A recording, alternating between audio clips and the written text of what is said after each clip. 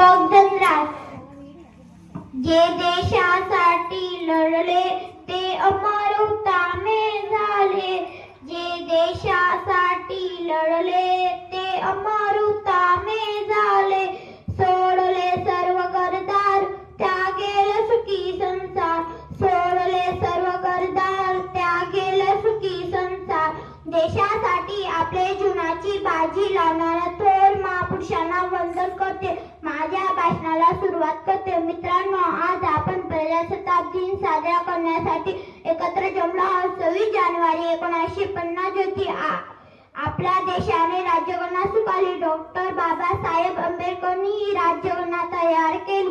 खरंच आजचा दिवस सोन्याचा दिवस म्हणावा लागेल. म्हणून म्हणते, चला करूया संविधानाचा आदरात, चला करूया संविधानाचा आदरात.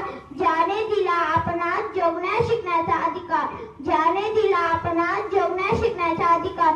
शेवटी या तिरंग्याला दौडजन वंदन करते आणि माझ्या भाषणाला संपते. जय हिंद, जय भारत.